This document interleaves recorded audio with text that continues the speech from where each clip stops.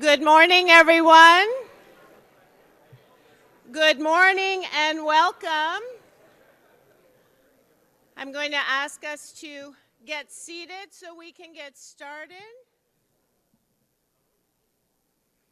For our friends in the live audience at Rogers. Good morning, everyone.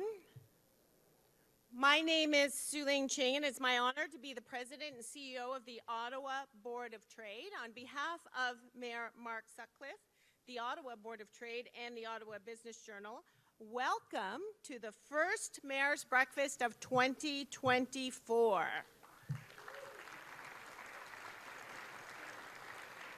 I was just thinking we should call it 2024, the year of Ottawa or something. We'll come up with something good for next month.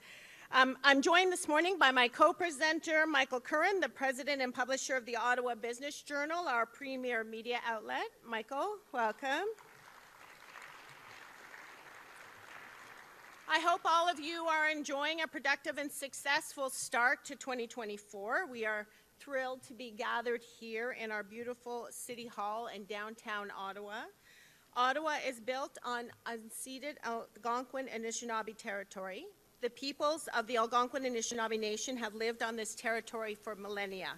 Their culture and presence have nurtured and continue to nurture this land. We honor the peoples and land of the Algonquin and Anishinaabe Nation. We honor all First Nations, Inuit, and Métis peoples and their valuable past and present contributions to this land. I want to say thank you for the fantastic team at City Hall for hosting us here. I want to say thank you to our event partners, Centurion. I hope you all enjoyed your breakfast this morning. And to our friends at Rogers TV, who are recording for us and broadcasting live. Please encourage those in your network to catch up on today's replay of our conversation, which is made possible by Rogers. And I also want to actually just take a moment and thank Rogers, who are also now producing a show for the Ottawa Board of Trade called Ottawa Business Matters.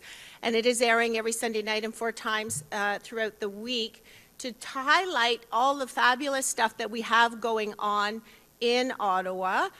The mayor was good enough to be on our inaugural show, so we have business leaders there, we have community leaders, elected officials, and highlighting local businesses. So we hope you'll tune in to the TV show on Rogers and also found as a podcast on Apple and, oh yes, I should mention, thank you, Michael, this will be the clincher. It is hosted by Ottawa's own Sam Laprade. So you will be, sure hosted and produced. So many of you in the audience might be getting a call from her soon. So we're looking forward to curating a wonderful conversation about what Ottawa's opportunities are through Sam and the show. A special welcome to board members Melissa Reeves from Linebox Studio and Julie Lupinacci from Hydro Ottawa. Thank you as board members for your steadfast leadership in our business community. I would like to acknowledge the OBOT ambassadors, Linda McCallum of Royal LePage Team Realty, James Dunn from the University of Waterloo, and John Nelson from Carleton University. If you're not currently a member of the Board of Trade, don't tell anybody, no. Please connect with one of our ambassadors or Holly from our team to find out how you can be more involved in building up Ottawa and receiving member benefits. I want to say thank you to all of our members, our partners, and volunteers for your support and ensuring that Ottawa has a strong voice of business. Special welcome, of course, to our guest speaker, the Honourable François-Philippe Champagne. We are so happy to have you here today. Welcome to the Honourable Mona Fortier, MP Marie-France Lalonde, MP Yasser Naqvi, and MP Ryan Turnbull. Thank you for being here. Please join me in welcoming council members Ralston King, Kathy Curry, Riley Brockington, Marty Carr, and Laura Dudas, and Alan Hubley this morning. Thank you for being here this morning as well.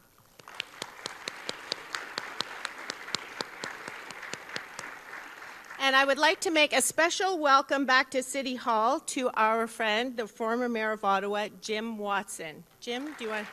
Thank you.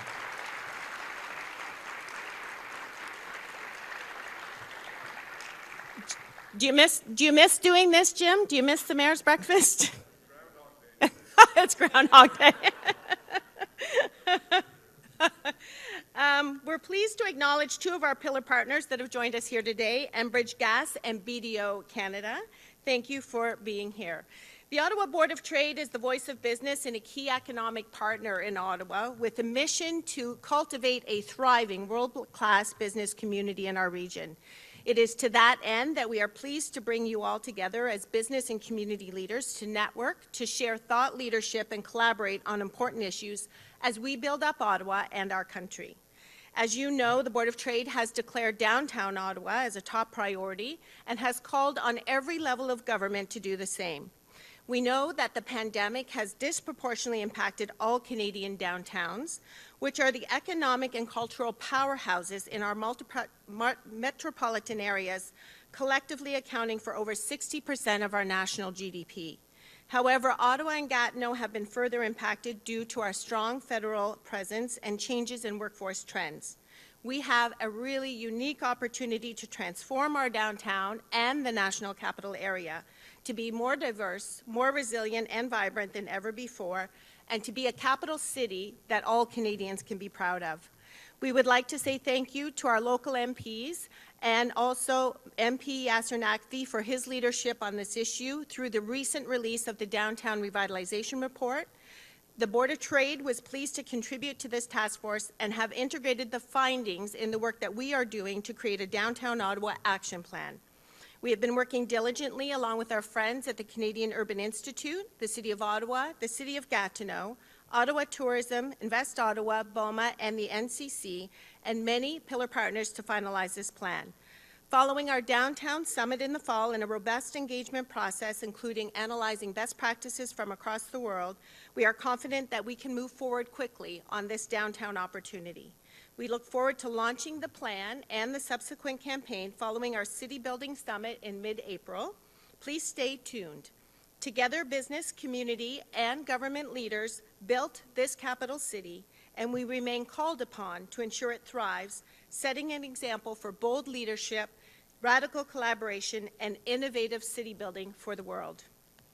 As we kick off this morning's breakfast, let's recognize the wonderful businesses and organizations that support the Mayor's Breakfast, our lead sponsor, Hydro Ottawa, our featured sponsor, Edelman, Algonquin College, Commissionaires, Enbridge, Ottawa Senators Hockey Club, RBC, the Westin, our global partners, Oakwood and the Casino Lac Limi, our gift sponsor, Eamon Hardin, and our coffee sponsor, maybe the most important one, the coffee sponsor is Capital Office. A big thank you to all of our sponsors, please.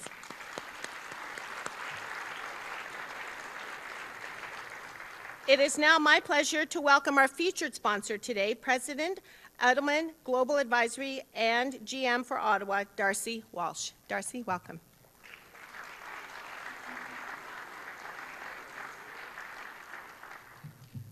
Good morning, everybody. It's nice to see everybody here and some familiar faces, Jim and Councillor Hubley and Mayor Sutcliffe. Nice to have you.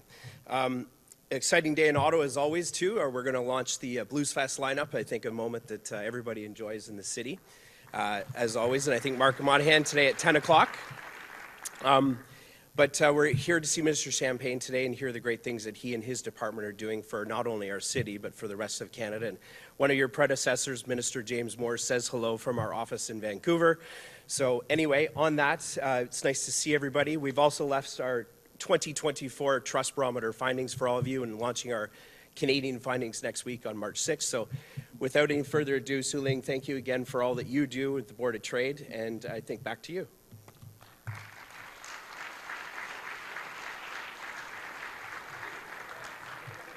Thank you, Darcy. I'd now like to welcome to the stage Mayor Sutcliffe to welcome our special guest. Thank you.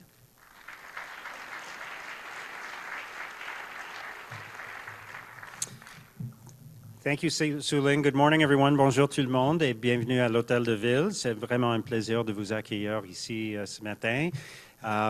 We have a very special guest this morning, and if we're starting a couple minutes late, I'm sorry, but it's just because the minister wanted to personally thank every single person here for coming. So very hard to guide him through a crowded room of people, I'll tell you that. Su Ling mentioned that Hydro Ottawa is one of our sponsors, and I just wanted to thank the team at Hydro Ottawa for their hard work last night and this morning, because with those high winds last night, there were a number of places where there were power outages, and they're continuing to work on that on our behalf, and they always do such an amazing job. So thank you, Hydro Ottawa. I also want to welcome my colleagues from City Council, Ralston, Riley, Laura, Marty, Kathy, and Alan. And I know Kathy and Alan are particularly excited to have the minister here today because of everything that's happening in Canada. And it's a great pleasure to welcome back to Ottawa City Hall Jim Watson. I walk past Jim's portrait in the hallway every day, so it's nice to see you in 3D, Jim.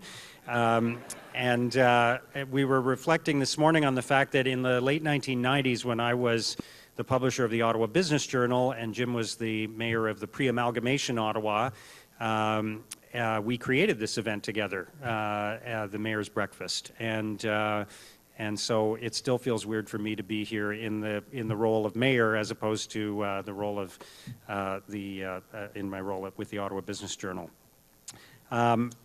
So there are lots of good things happening right now in our community, and I'm very glad to see my federal colleagues here, Mona Fortier, Marie-France Lalonde, Yasser Naqvi, and welcome to Ryan Turnbull, the parliamentary secretary. We yeah. Nobody's happier to see you than François-Philippe Champagne. But we have some great things going on in our city, and I want to thank Yasser, as Su Ling did, for his leadership on downtown Ottawa. And Mona, thank you for all you've done for our city and for the great collaborative working relationship that we've had that led to many, many things, including the recent announcement that we made about $176 million in funding from the Housing Accelerator Fund for the City of Ottawa. It's a big win for our community, and Mona played a huge role in that.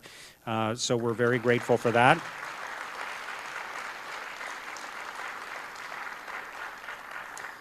I was like when the media throws out a number for what's expected to be the funding amount, and the number's lower than what it's actually going to be, and then it turns out to be a bigger number because that makes it sound a lot better. So we were very happy with that. And then I want to thank Marie-France. Merci Marie-France. Hier, nous avons fait une annonce in the East End of Ottawa. As many of you know, I spoke to a few residents from the East End this morning. There are major traffic challenges, and our colleague Catherine Kitts and I have been working on that for some time.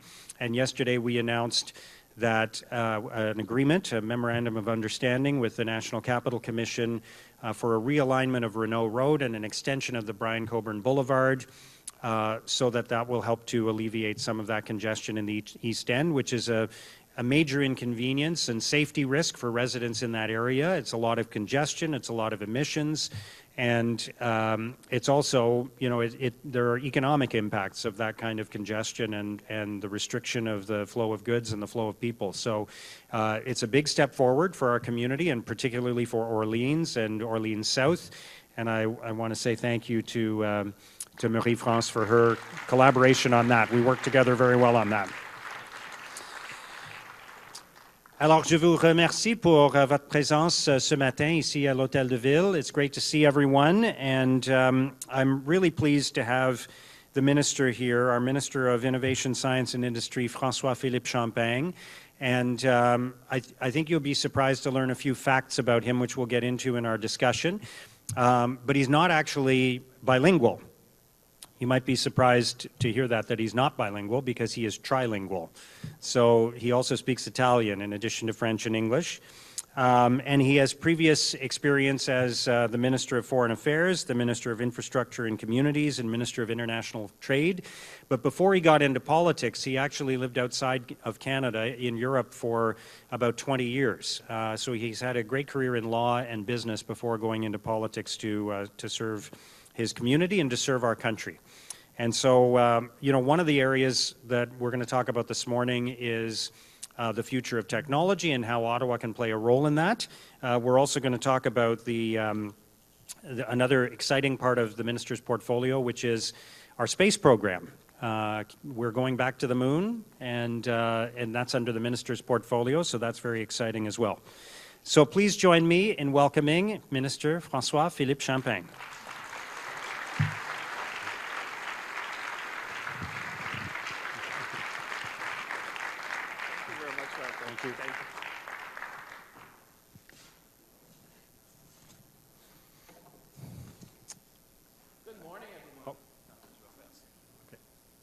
Bonjour tout le monde. Ah oui, Voilà. on se voit. Good morning, everyone. Good morning. Bienvenue. Bienvenue à l'Hôtel de Ville. Merci. I know you were popular, Mayor. I was wondering, is it because people saw champagne on the menu or because you have a great pancake recipe you need to share with us? But I may be the only champagne you have today, so I hope we're going to have fun this morning. But thank you for inviting me. I think the mayor would say the moment, it's supposed to be an interview, but I decided to start. I know. But from the moment you asked me, I think it took a second for me to accept, right? It's true. You accepted very quickly, and I'm very grateful for that.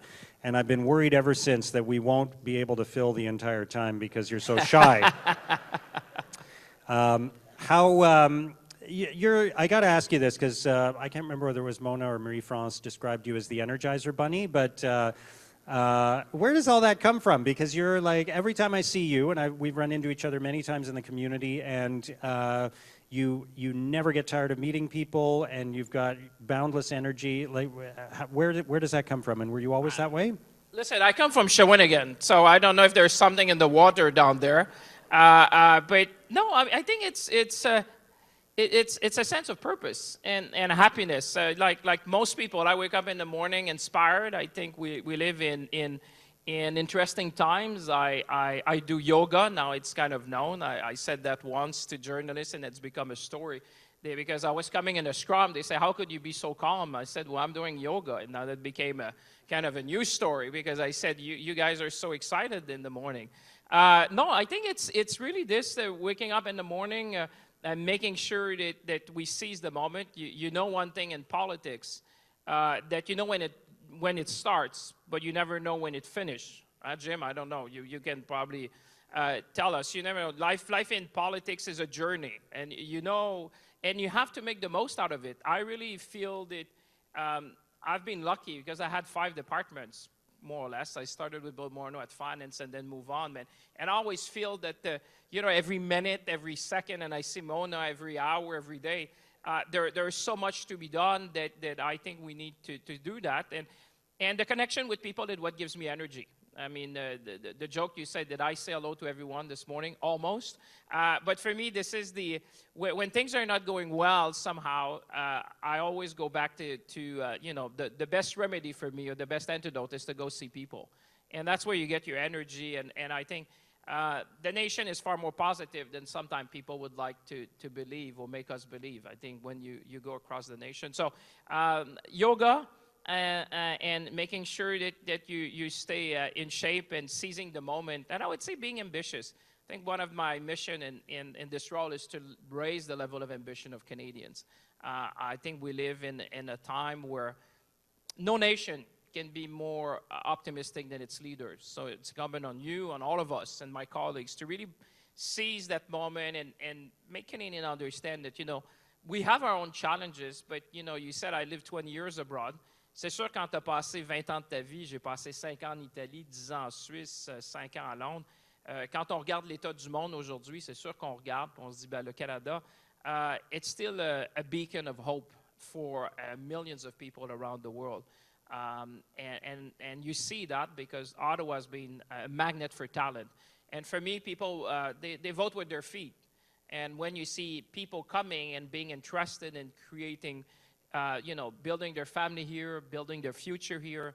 It's because they see opportunities, they see possibilities, and it's for all of us to make that happen. Terrific. Now, when we can talk about where Canada's going and how Ottawa is positioned to capitalize on some of the changes that you're seeing as industry minister, but I wanted to talk a little bit about your background because from what I read, it sounds like a decision that you made to go to school in the United States really changed the course of your life, and that's what set you on a path to go and live in Europe for 20 years. You mentioned you lived in Switzerland and in Italy and in London. So just tell me about that and that decision to go to law school in the U.S. Well, I was more lucky than smart, to be honest. I come from a generation where is le recteur de l'Université d'Ottawa. Le recteur était avec nous tantôt. Les gens le recteur, en tout cas, je le voyais tantôt. Le recteur était avec nous. But, in my days, when you were at school, there were this billboard where you could take a sticker and you had to apply by mail. And I always, one thing I knew is that I wanted to do public service. That was I think I started in my first election was probably when I was 6. What was that for? I think it was in grade 1. And so on. I've been in student politics. And when I was university, I always had that dream of, again, I always took the road less traveled. At the time, I was a young law student, I would say, not even a lawyer. And it was at the time where Canada was opening up to the United States. So I said, there must be few lawyers. There must be a few in the room which are familiar with U.S. law. So that should be something where someone should explore. And I remember I went to this thing. There was Case Western Reserve University in Cleveland, Ohio. Never heard of the university, very little about Cleveland.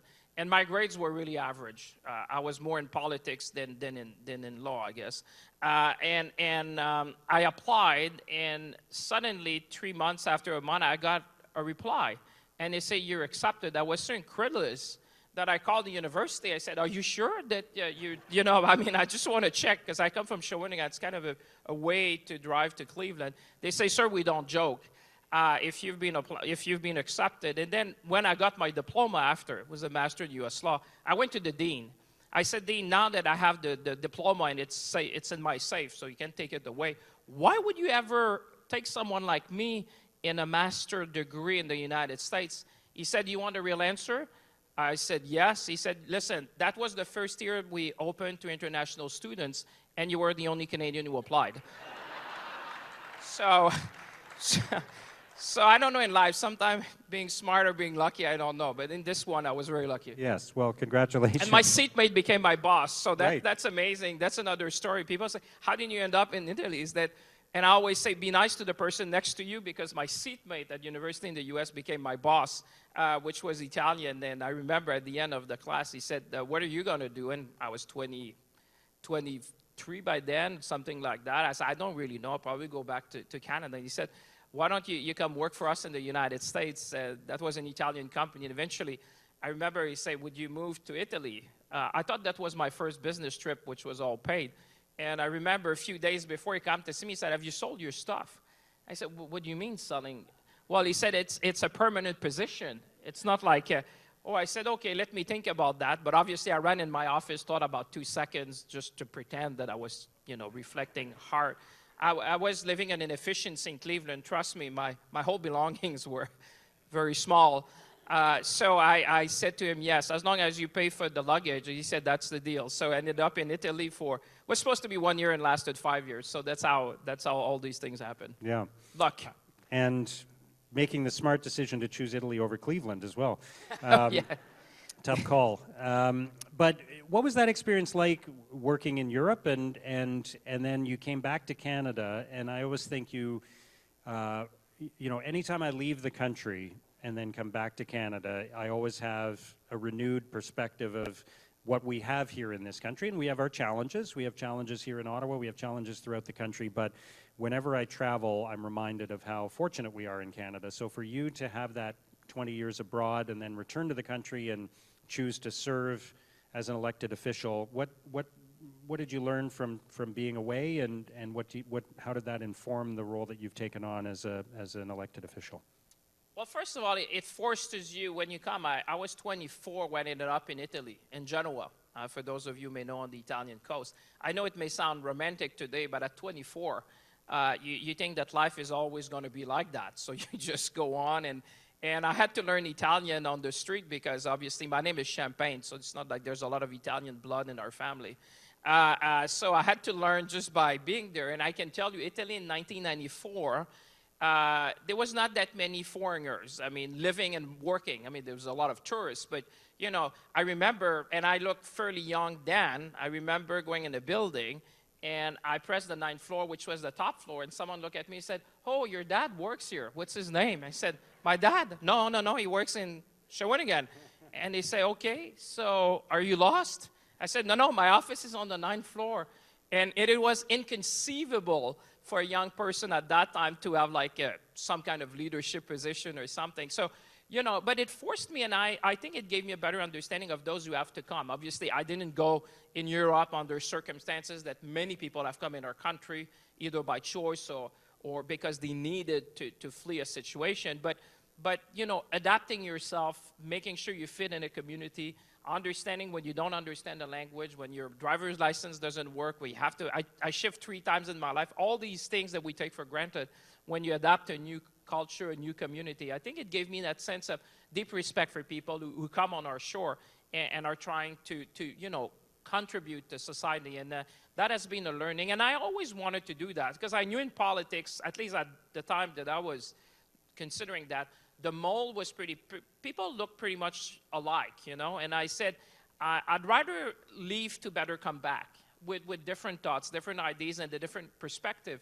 And honestly, being in Italy and then in Switzerland and the UK gave me that. I can tell you, moving from London to Shawinigan to run was quite an experience, I must tell you. It's not exactly the same dynamic from London, England to Shawinigan. I can tell you that story, but that was a funny one. But I think it made me more understanding. And when I became international trade minister and foreign ministers, it kind of gives you a perspective. And I always say that to young people, take the road less traveled. The world is far more interconnected than when I started. Imagine I applied for university, and those who are in the education field will smile.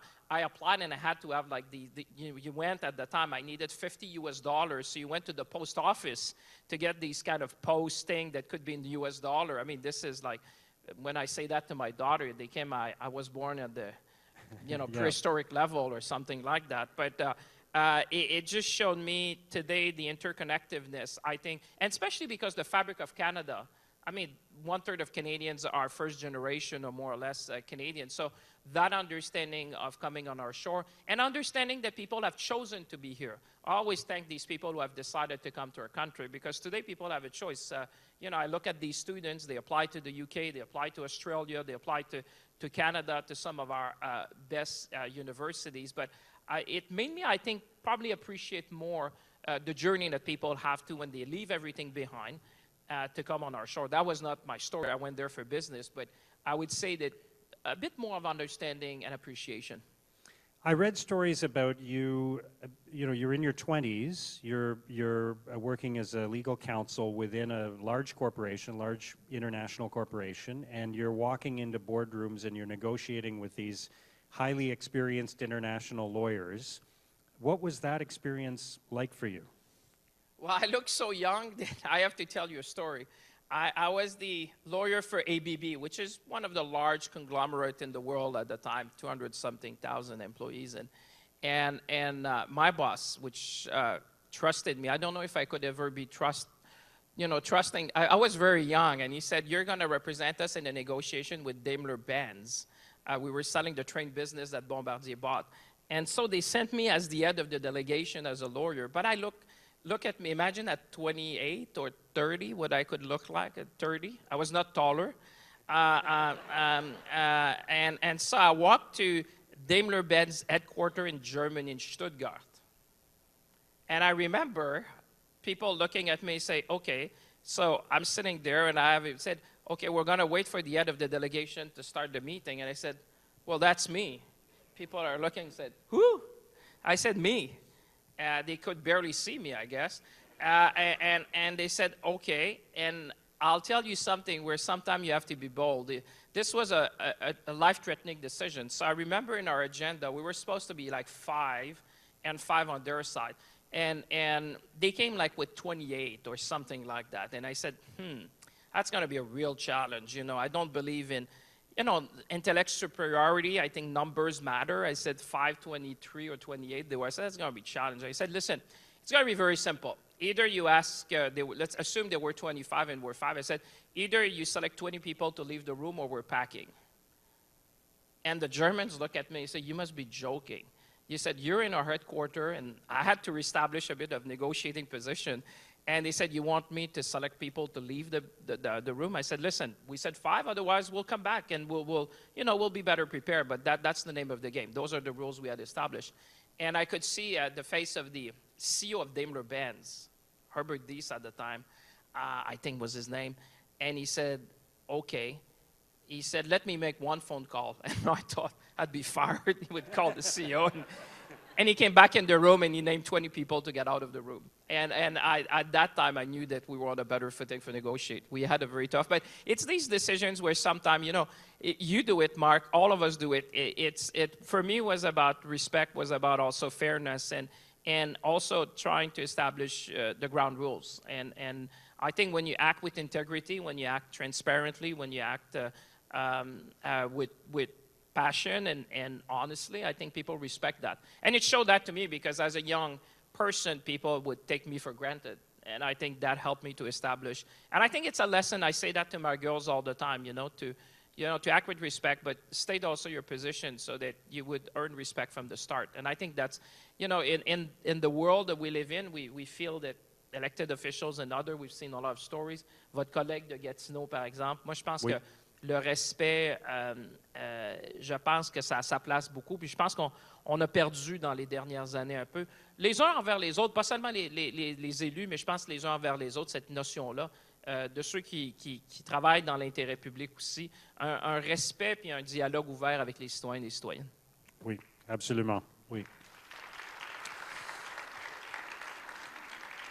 So you mentioned you were interested in politics from a young age, and I think you always had the intention that you would run, but then, you go to Europe and you live there, and it's probably a great life. You're living in London, which is a wonderful city, and you make the decision. I mean, you could have at that point said, oh yeah, 10 years ago I was interested in politics and serving my community, but now I've got this great business career and I could keep going and continue to live in London. But you made the decision to move back to Shawinigan and run for Parliament, and you campaigned, I think, for a couple of years before the election. Why did you decide to do that? What was behind that? Well, listen, it was a calling. I look at my journey and I look at yours, Mark, by the way, and I want everyone to recognize you have an amazing journey. I encourage all of you. I mean, the mayor more than many, but I would say look at his journey, and I think your journey is very inspiring. So I want to start with that and give you a big round of applause because I look at your background and what you've done, and thank you. You're going to inspire a lot of people to say, what you could do. I think you're the first mayor with Chinese background to be in a big city mayor, or at least in Ottawa. Listen, moving from London to Shawinigan, people have told me, by the way, my riding is the former riding of the other guy from Shawinigan. Don't need much introduction. I wish they would not have called him the little guy, because now people are struggling. They say, is he the little guy, or the mini guy from Shawinigan, or the other guy? I don't know. I'm some guy. And people were saying, you're going back in the riding of a prime minister. When I was in London, that seems like red carpet. And Mona and Yassir and Ryan and Marie-France, all of my colleagues, it was nothing but that, trust me. Because, I left for 20 years. And by the way, my riding is bigger than Belgium.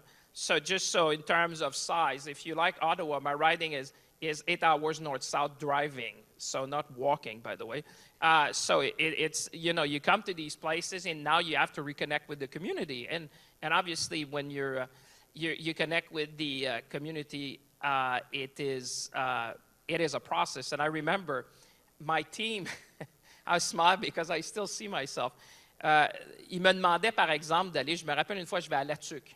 La Tuque, je ne sais pas si vous connaissez, Monsieur le maire, mais La Tuque, c'est assez au nord. Et j'arrive dans un restaurant, et là, mon équipe me dit, allez vous présenter. Mais là, c'était 2 ans avant l'élection. Alors, je fais les tables, vous m'avez vu ce matin. Imaginez, personne ne me connaît. Je dis bonjour, monsieur, madame, mon nom c'est François-Philippe Champagne, je veux être candidat à la prochaine élection fédérale. Puis les gens me regardent, mais il n'y a pas d'élection fédérale. Je dis non, mais un jour, il va en avoir une.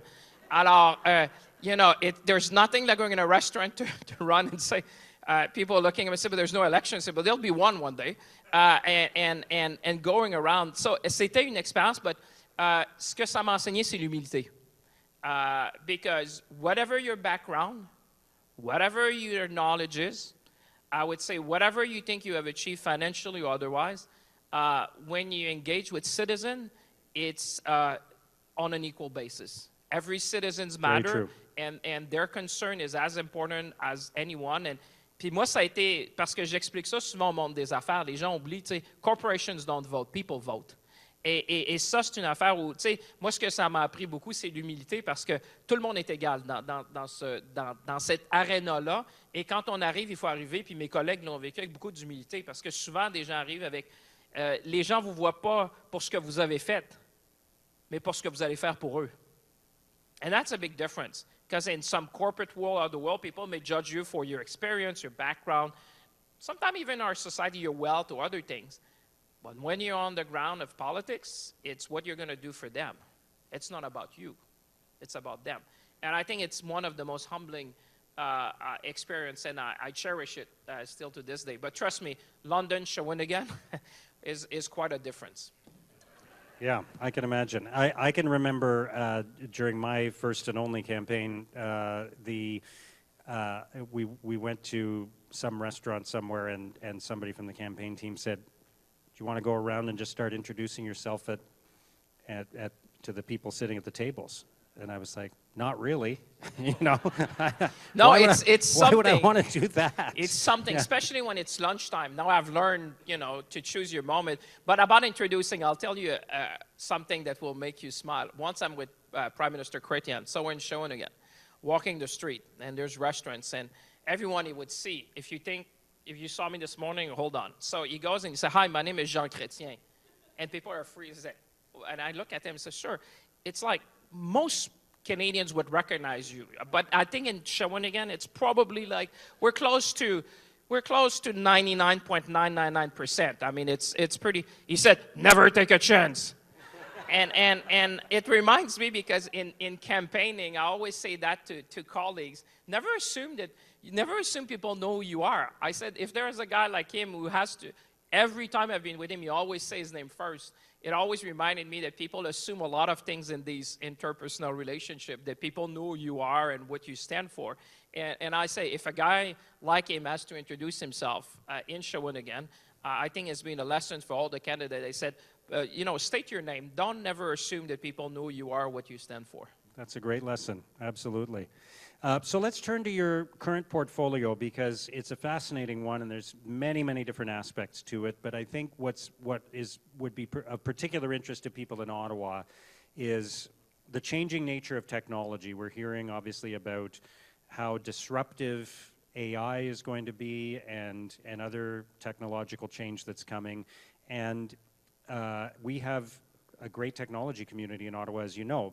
Many of the times that I've seen you have been in Canada, where we have together visited some of the major employers there. There's some great international companies that are choosing Ottawa as the place to grow and to hire more people, which is fantastic. But what do you see for the future of Ottawa, and how can we position ourselves to capitalize on the changes that are coming instead of falling behind because of them? Well, first of all, it's a great community. By the way, I'm impressed about what you've achieved, Mayor. I was looking at you in the room, and wow, I've never had a mayor breakfast, by the way. I've not tasted your pancake, but I would say the people that you brought is amazing. I think that's a recipe. Group. That's a recipe for doing that again. And I know you started something, so be careful what you start. You may have to live through it. But it's amazing what you've done because I think what makes Ottawa special is the people. The community. It's quite amazing what we've achieved. I mean, sometimes as Canadians, we don't give ourselves a kudo or celebrate our success. But, Ottawa is the Silicon Valley of the North.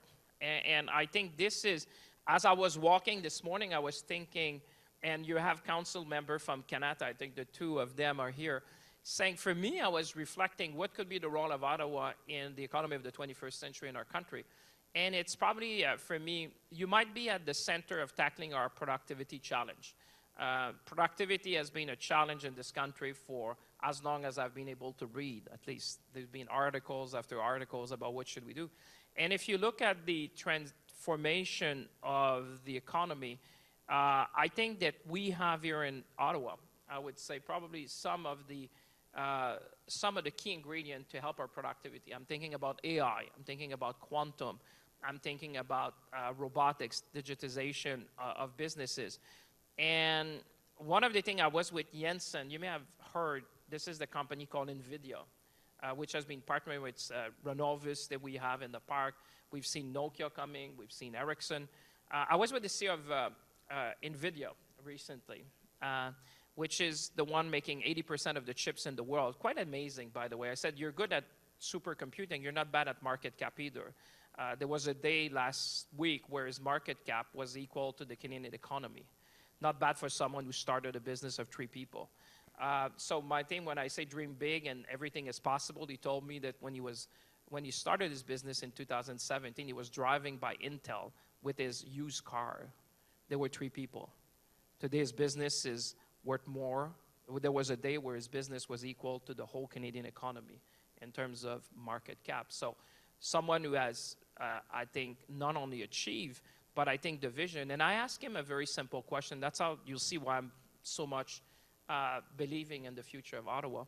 I asked him, I said, I come from a generation where the internet is one of the big transformation. You know, I think in life, I think we've seen the internet. Now we're seeing we're going from the gas engine to the electric engine for cars. I mean, you see 1 or 2 of these big revolutions if you're lucky. Maybe 3, depending how long you live, but 1 or 2 might be what you can see. And I asked him a very simple question. I said, Jensen, compare to me what AI can do to society that internet did for us. You know, I come from the internet age, I guess. So in a sense, we were most of us there when it started. He paused for a minute and he said, Minister, AI is going to be 1,000 times more transformational than the internet. And I came back that night at home and I said to my wife, I said, just assume he's wrong by 50%. Assume he's wrong by 90%. That still means that AI would be 10 times more transformational than the internet.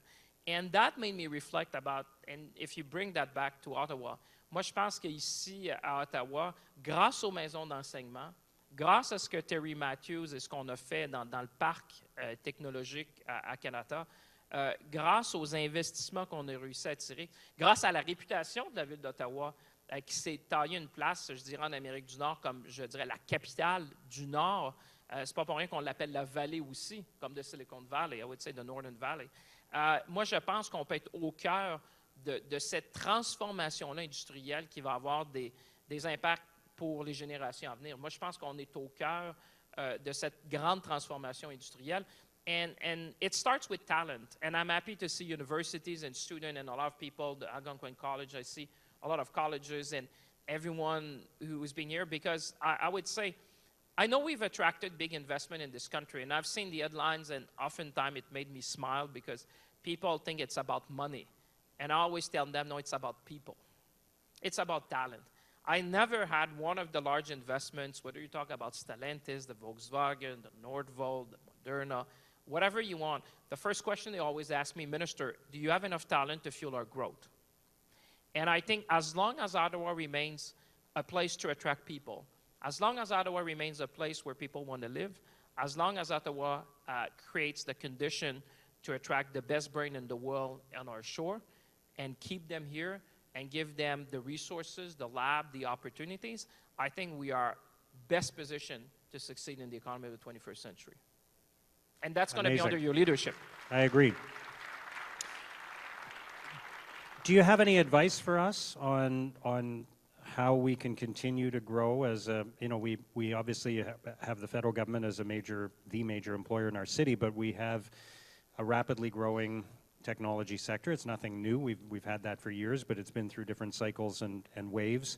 Do you have any advice for us on how we can grow our private sector economy? Well, I would say keep doing the mayor's breakfast. By the way, I like it, and if you want to invite me again, I'll come. I think this is a great format. I'm really in awe by what you've done. I've never done that anywhere in the country or even abroad. So I think it's a great formula to bring people together.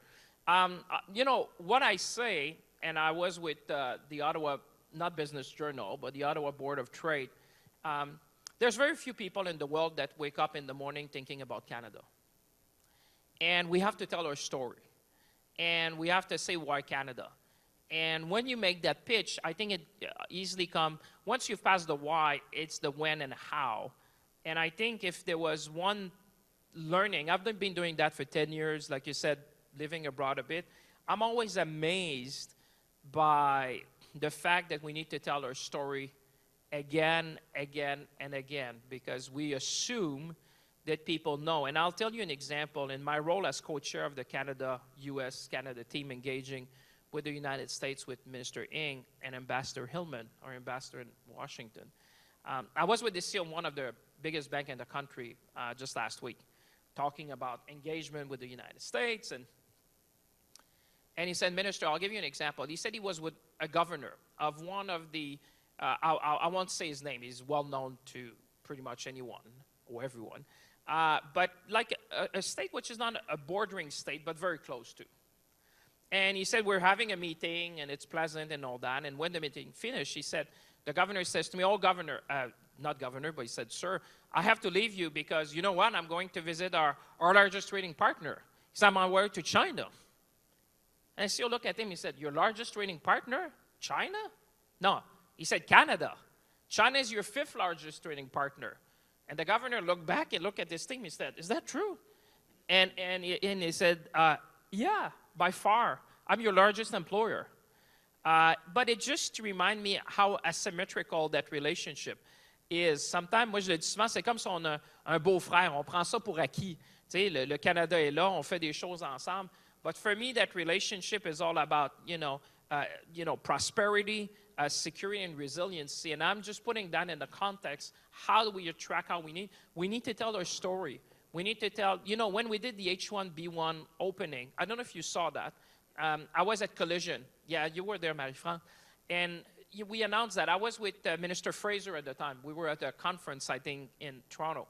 And we opened the H1B1 is these visa in the United States for talent.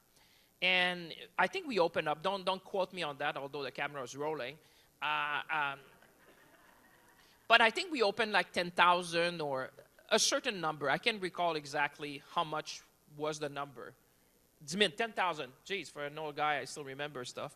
10,000 people. So he said that on the stage. I was with him on stage. Collision is bringing the tech people. Within an hour or two, I think he had close to, don't quote me on that either, but like a million retweets. And I think within 24 hours, we were oversubscribed by a ratio of 10. So I think within hours or day, there was like 100,000 applications for 10,000 space. It just tells me, that's, you ask me what's in the water. For me, it's this talent attraction that we are still a big magnet for talent. And as long as we create the ecosystem, as long as we have livable cities, because I want to commend you, because, in my job, a lot of premiers call me, and mayors. And they say, well, Minister, why don't you bring a battery plant here, or a factory there, or an investment here? And I always say, it's not like I have a magic stick. You need to create a condition. You need the talent, you need the ecosystem, in some places the critical mineral, sometimes the renewable energy is a big piece, access to market. But one of the things I would say is that what people, and I'll give you a very practical example, when we had some of the large investment you've seen, people were asking me and why they preferred Canada. They were looking at a site, whether it's in Canada or the United States. And the place that they were pushed to or considering it, in some states, they were telling me they had difficulty having their people move there. And I think it just shows me why the work you're doing in the City Council and the Ottawa Board of Trade, livable cities, places that people want to come. People come with their family. They want to raise kids. They want to have a life. It's the same thing in the movie industry. Believe it or not, I ask, why are we so successful in the movie industry? I was asking in Hollywood, in Los Angeles, I can't remember where I was. They said, sir, when we have to shoot a movie, that may take like 6 months. Try to find one of the A-star whatever to go live in the mountains of this where there's no life around. They want to be in places where it's livable, where you have an offering socially, you have like sport entertainments, you have a lot of things. And I think it's all to your credit, Mark, and the City Council to have made Ottawa a very attractive and livable cities. If you ask me, talent, livable cities, and making sure we tell our story, that's probably the ingredient that I would say, if there's a recipe for success, those are certainly 3 key ingredients. But I think you're right. We have to keep telling our story, and it's just like Jean Chrétien introducing himself. We can't assume people know who we are, right? So same thing. Last question, because we're short on time, but the space program. You have the. It must be fascinating. You have the pleasure of serving over that industry. We have astronauts who are getting ready to deploy, who have been trained through the program, and we're collaborating with other countries to go back to the moon. So give us an update. Tell us what you find fascinating about that area right now. This was the most. In life, you never know what life will bring you. But when I had to announce at the Johnson Space Center in Houston with NASA that humanity was going back to the moon, this is one of those moments, I must tell you. If we do things well in Canada, this was really like showbiz in U.S. style. They had hired a crew from Los Angeles or something. I mean, I've never seen anything like that. It was, and I have to give you a story. I'll write a book one day, but I'll give you a chapter for free. It's going to be called Momentum, by the way, I think, because I think momentum is everything in life. There's windows, you seize the moment. So here I am. There's all these producers from Hollywood or some. I mean, listen, this is a real, imagine we're in Houston, live, all the networks in the U.S. It's like breaking. So it's really like it's like breaking news. The moment we go live, it's all the network. It's in Houston. And two things happen. So first, the producers come to me and they said, well, Minister, it's all on prompter. It's like all these awards thing, your text. But the person who's supposed to tell something about our astronaut, Jeremy, for whatever reason, is not showing up. So like 10 minutes before we go live on national television, he said, can you talk something personal about Jeremy? And I looked at them, I said, like now? They said, yeah. And I said, okay, well, I know him, but it's like, we've seen each other 10 times. It's not like I didn't go to flight school with him or don't have all these stories. It's like live television. They said, and by the way, we have nothing in the prompter for you. I said, okay. And they say, you'll have 1 minute and you can't, don't screw up, basically, because there's no there's no safety net. And I remember I go there and I introduce Jeremy. And I must tell you, I started to say, I won't talk about his military career. I won't talk about him as a test pilot. I won't talk to him about an astronaut. But I'd seen him as a person. And if you want to guess that will, I know you're attracting a lot of people and you're very popular. But trust me, if you invite Jeremy or Jenny with their blue suits, you'll get probably a good crowd. Trust me. I did an event with him, and that's how I talk about him as a Canadian and how he was human. I was at the Cap Canaveral with him, and I remember, as politicians, sometimes you think people may want to take a picture with you. Stand next to an astronaut, you realize that you're nothing. And I'm with him at the Kennedy Space Center, and we're walking around. There's families from all over, UK, Canada, US, and every person in the place, he would say, can we take a picture? And he was nice enough. He said, well, join me, and I kind of stuck next to him, not that people care who I was.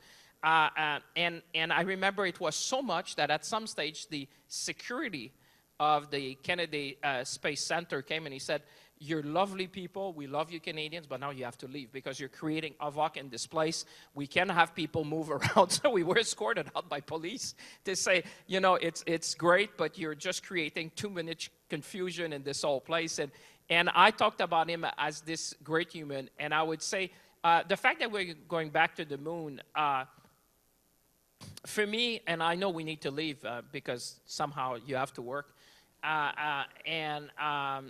but for me it was more, for us to stand, the first thing was the prompter. That was pretty funny. The second thing is to see the face of the Americans when I stood up, and it's live television in the U.S., I would not guess that everyone knew what flag they were. And I come and they put the Canadian flag. And I could see, because they had gathered like 5,000 people. People were like, because they had the American flag. And now suddenly the Canadian flag appeared as I'm going to stage. And I look at the children and people were looking, okay, what is that? And then, Bill Nelson became my friend, who is the NASA administrator. And Bill was kind enough to introduce the Canadian. And I thought, this friendship with our American friends, to think that we could share the stage with them, on a day where they were announcing, the vice president was supposed to be there. There was some issue she could not attend. But to announce that we're going back to the moon, just think about for the American psyche and humanity, that we're going back to the moon. I mean, this was like a huge message that we, and for me it was three things. First, Canada was front and center. We were leading. We were there. We are the nation, we're going to be the second nation in the world that will go on the orbiting around the moon, and eventually, hopefully, put, you know, a foot on the moon. That's for future mission, and the Mars mission. The second thing was to show Canadians we can win. You know, for me, there was something about pride that we, you know, we're a nation of winners. We're a nation of builders. We're a nation, we do great things, and to be there. And the last thing was really to be ambitious. And I think that's the spirit I want to bring. And I know we need to finish, but I have to tell you that story. That's going to be another chapter, maybe a small one. So Bill Nelson, and I know the team is telling me I have to go. They always, I know, but they're going to wait. It's another meeting. It's not with you, Mayor. It's not another mayor. Yeah. I always say they're not going to start without me. Well, there's something about that. We've been late for 10 years. Bill Nelson, nice guy from South, c'est François-Philippe, speaks the deep voice, former senator, astronaut. I want to talk to you privately. I have a favor to ask. And I'm like, oh my God. When you have the NASA administrator asking a favor, I always see billions in front of my eyes. You know, it's like, there's nothing cheap that he could ask me. So his team is a bit nervous that we're going alone. We're going in this corner. And he said, I have a dream. And now my heart stops, you know, I think billions. I have a dream. I said, oh my God, this is like, are we going to Jupiter now? And it's going to cost 10 billion more or something? And he said, since I was young, and he goes slowly. So I don't know, you call it your blood pressure or something, it goes slowly. He said, since I was young, I'm like, oh my God, since I was young, I have astronauts, being senator. He said, I always dreamed to go to the Calgary Stampede. He said, can you make that happen? And at that time, I was already sweating a bit. I was like, yes, I can. I mean, this is the easiest thing I can organize. I was thinking of all the things that you can ask, and budget-wise, I said, I'll pay for the ticket myself if needs be. And just as a great moment, I know it was not in Ottawa, but it was in Calgary, a great moment of pride. We brought our Canadian astronauts. Bill Nelson came with NASA, and we introduced the 4 astronauts that are going to go to the mission to the moon in Canada. You should have seen the standing ovation they received with the Calgary Stampede, like 100,000. And Jeremy was the headmaster of the parade. I think this was a great moment of pride for Canada. Amazing.